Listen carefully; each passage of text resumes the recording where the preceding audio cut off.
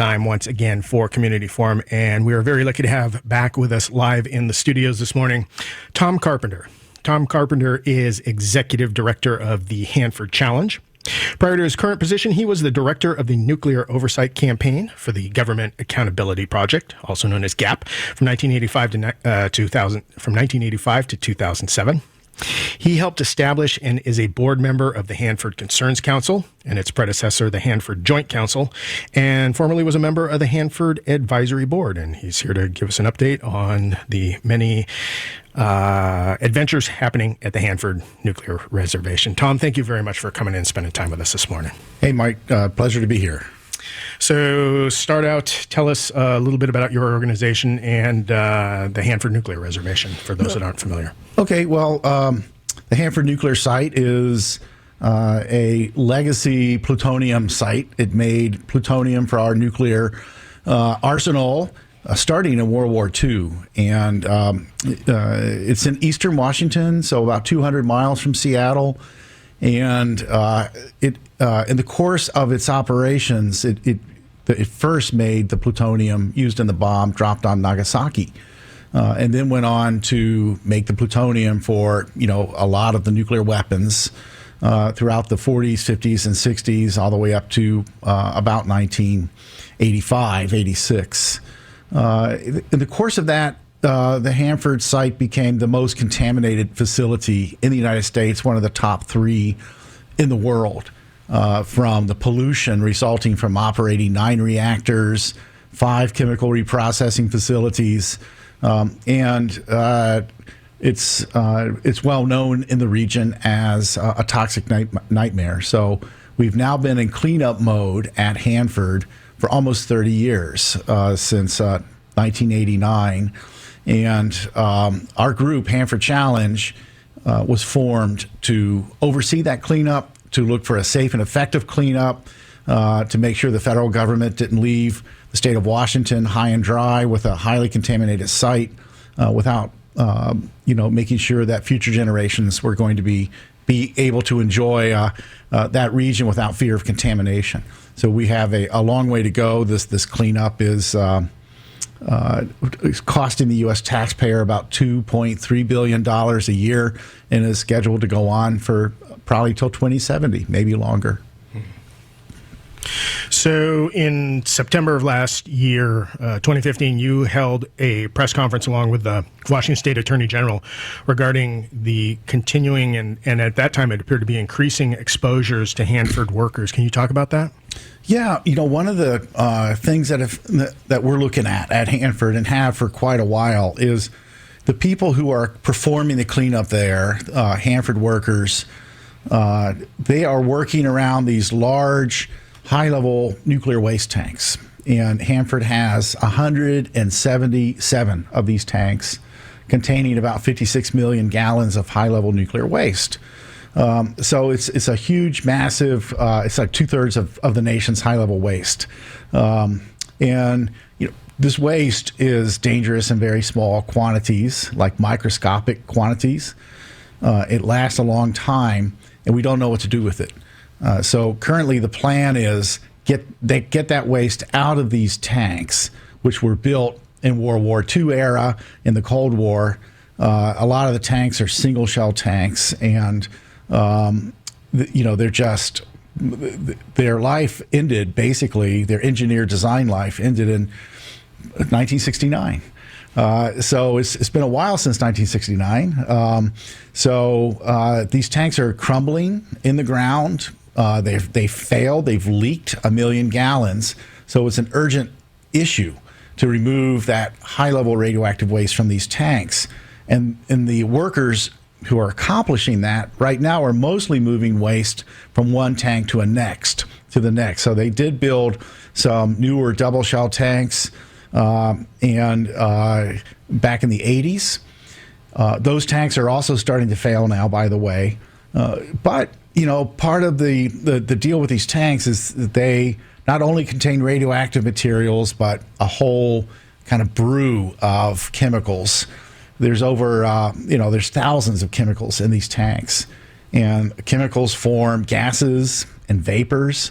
And these, of course, these gases and vapors have to escape the tank because it'll otherwise pressurize the tank and affect the integrity. So those vapors are vented either passively or actively. Sometimes they put fans, basically, or ventilation systems on the double shell tanks to get that waste out of the tanks, that the vapors. And the single shell tanks they're passively vented. They just vent when they do.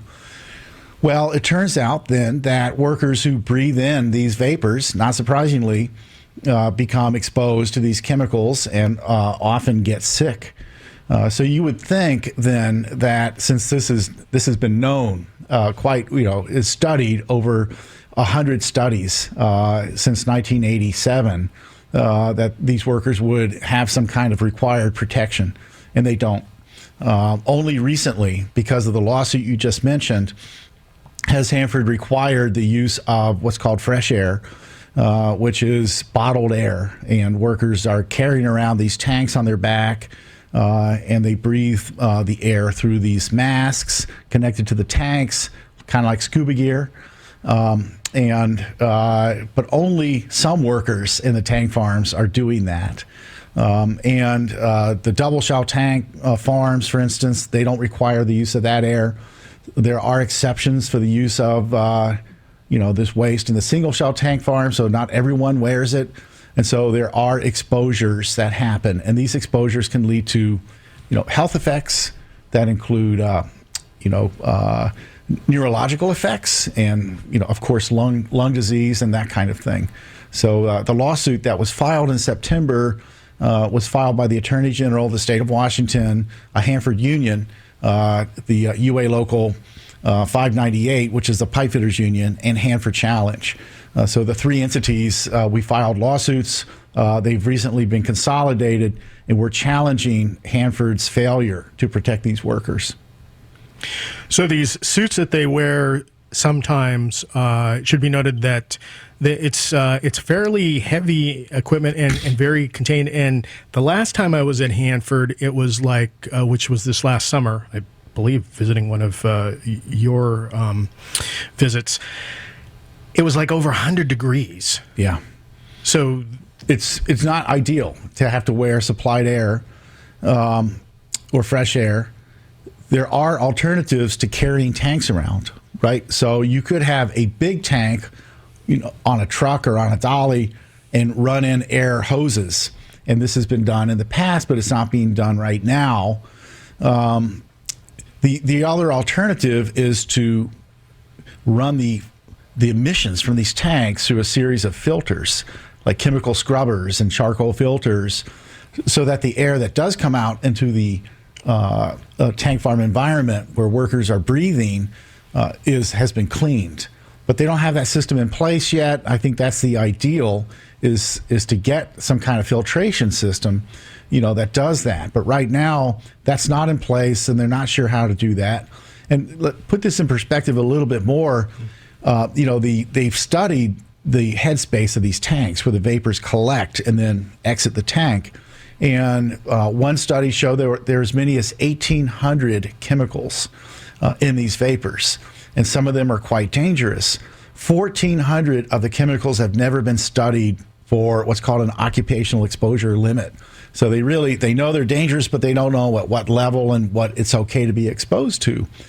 And finally, many of these chemicals, there's no way to actually do a field test to see which chemical is present and in what concentration, right? So even though you might know there's mercury coming out of the tanks, the instruments that can detect that in the air maybe can detect the occurrence of mercury in the air, but not at a level that's fine enough or exact enough to tell you whether or not it's a health effect.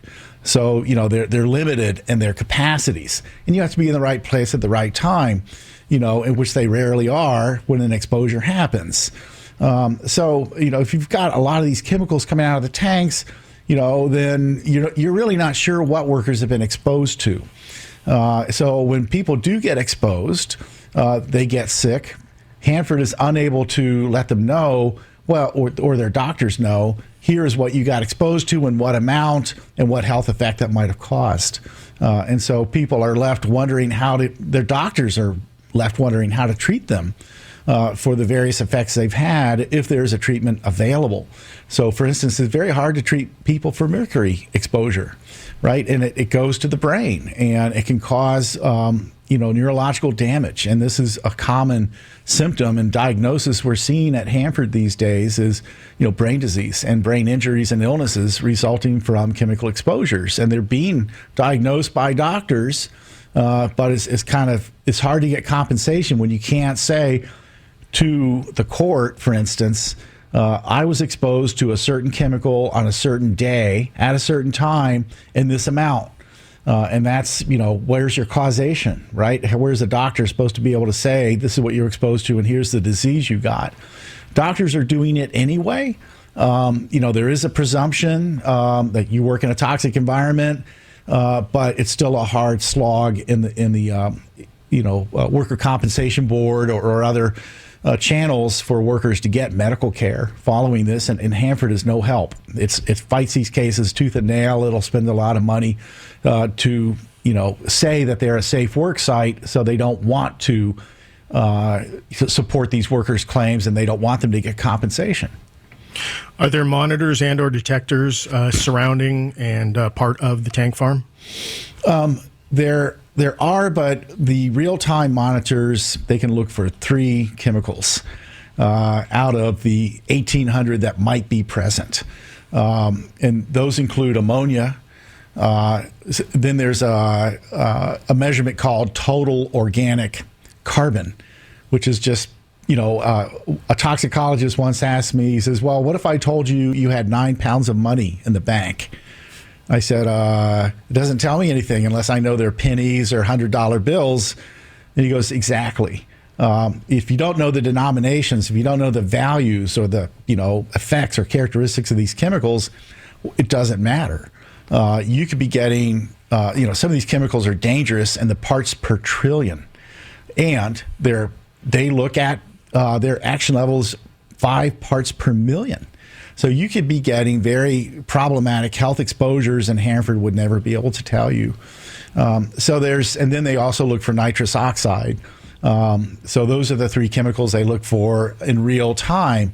And yet they've got, benzene and butadiene and something called NDMA, not the rave drug, unfortunately, but it's nitrosodimethylamine. And there are no known safe exposure levels to some of these. Basically, the permissible exposure level is 0. And yet people are being exposed to this stuff, and Hanford is not protecting them. So that explains why we are in court, federal court, asking a judge to require Hanford to protect these workers with whatever it takes so you prevent getting these illness. It's the law. It's what they're supposed to be doing. But because Hanford is this legacy national security Cold War facility, it's exempt from OSHA oversight, for instance. It regulates itself. And whenever you regulate yourself, you can always give yourself a pass. And that's what's been happening at Hanford for these many years. And we're tired of it. So that's why we're in court. That's why the union is in court. And that's why the Attorney General is also bringing Hanford to account on this. And they've come half the way by requiring supplied air for some of the workers at the site. And they need to go all the way, protect all the workers, and make sure it stays that way until they can assure the safety and health of these people doing this cleanup into the future. So last year, how many workers publicly came forward being exposed? It was like 72? Yeah, from March 2014 until the present, there have been I'll say about 80 workers at this point who have been exposed severely enough that they required medical examination and evaluation. More recently, or some of the recent exposures include in August of 2015, in the Double Shell Tank Farm, an instrument tech was out there when there was what's called an inversion. Cold air came in, the temperature dropped by 20 degrees, and a lot of vapors escaped the tank.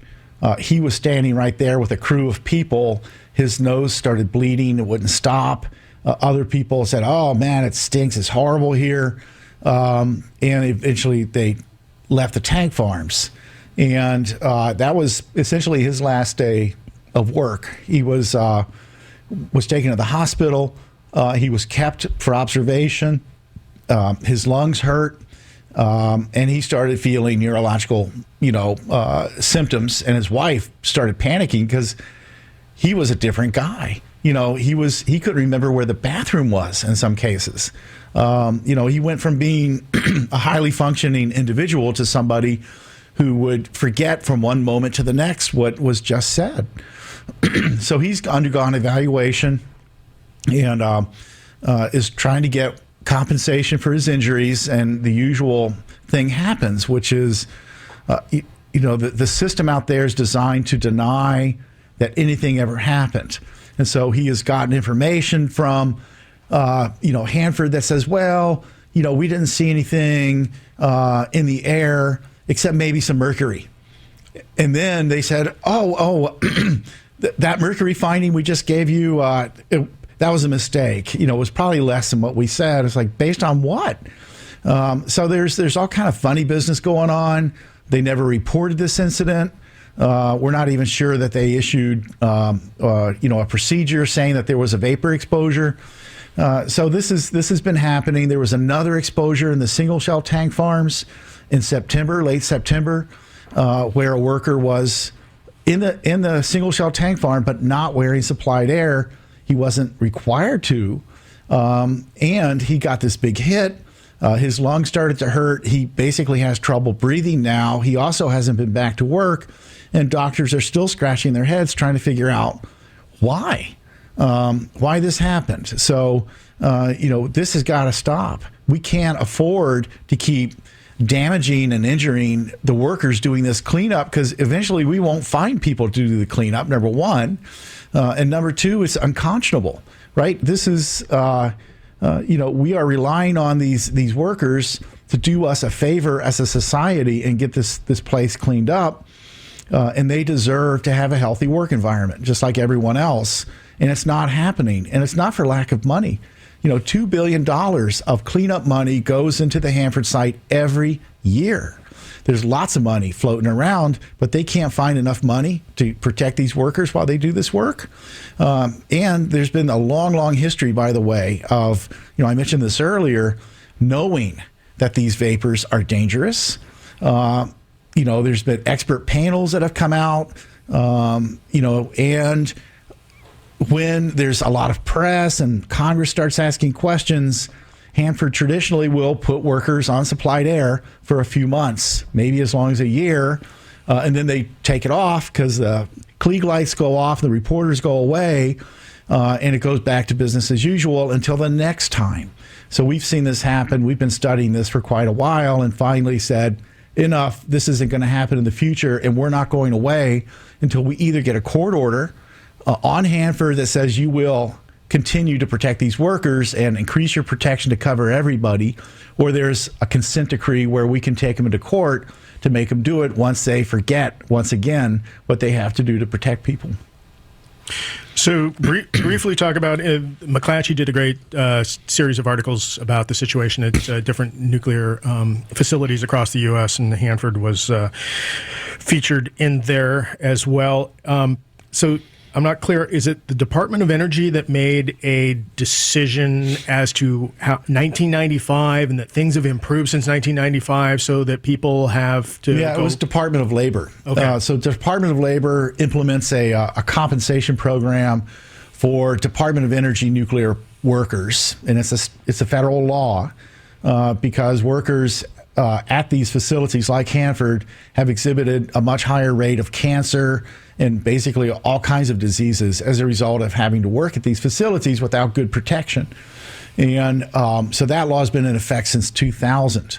Amazingly, in December of 2014, the U.S. Labor Department, which once again makes the decisions as to who gets compensation and who doesn't, issued a memorandum that was said to all the agency, essentially, well, when you're dealing with a worker that has illness or injury resulting from a chemical exposure, after 1995, they've done such a good job at these sites in protecting workers that, there's basically a high burden for them to be able to show that they deserve compensation.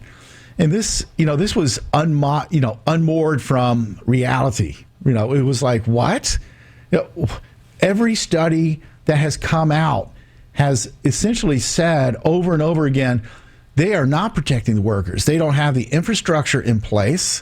They have no idea what people are getting exposed to. And there are numerous workers, dozens and dozens, getting sick almost every year.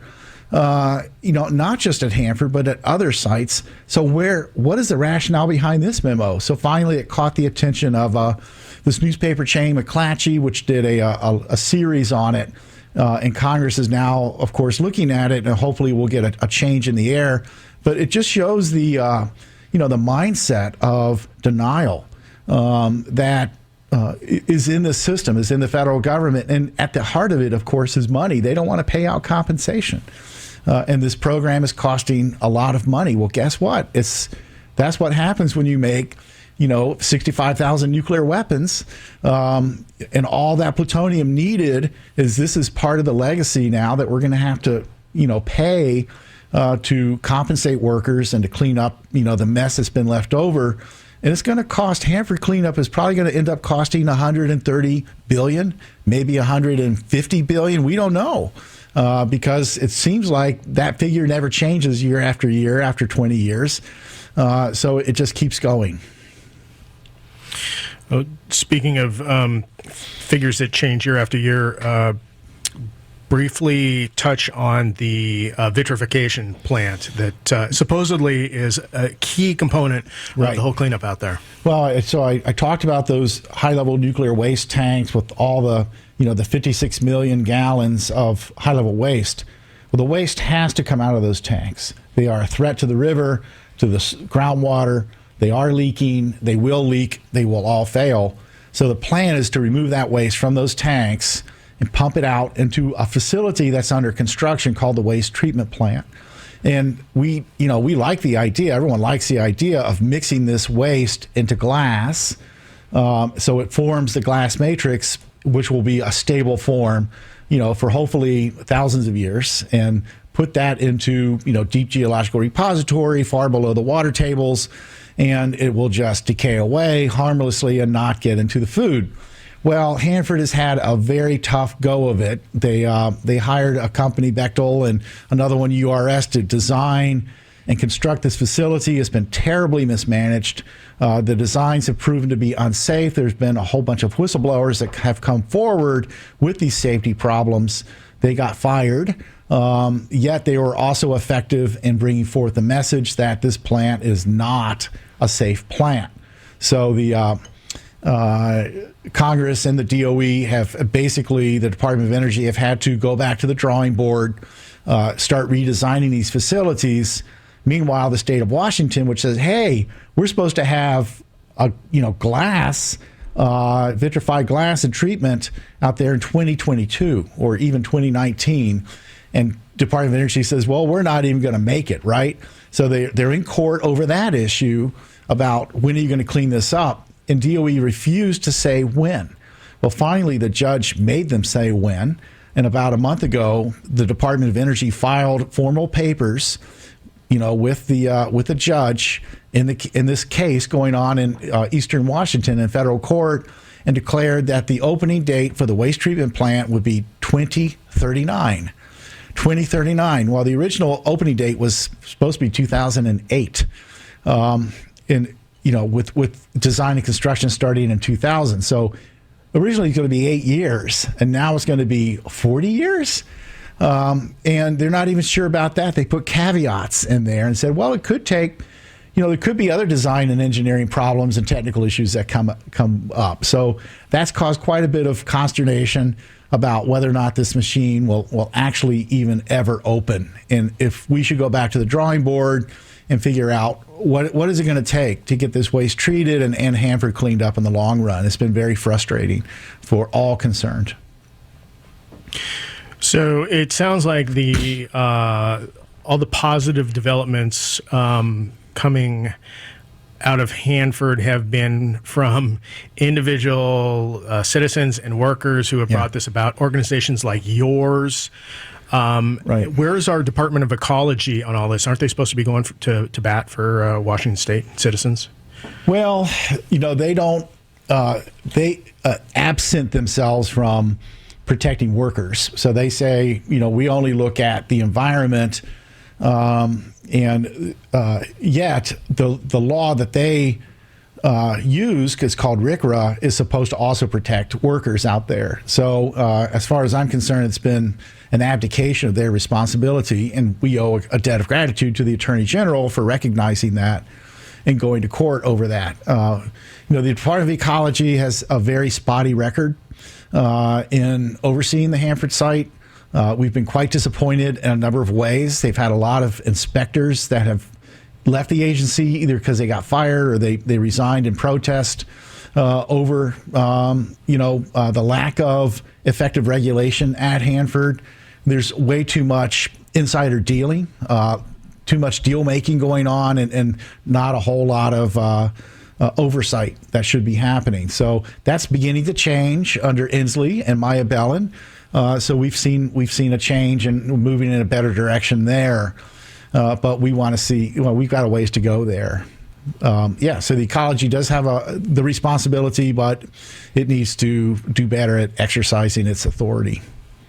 And one of those authorities, I believe, is they fund some local organizations like yours. They partially fund local organizations like yours, and they're cutting back on that at a time when it seems like it is most critical to keep funding. So public participation money comes through the state, and they recently announced that 2 organizations won't be getting money to help do that oversight. And that was devastating news. So Columbia River Keeper and Heart of America, Jerry Paulette's group, neither of those groups is getting funding to help on public participation because of a recent decision made by the Department of Ecology to not prioritize contaminated sites like Hanford when they hand out this money. And it's a diminishing, fund that's there.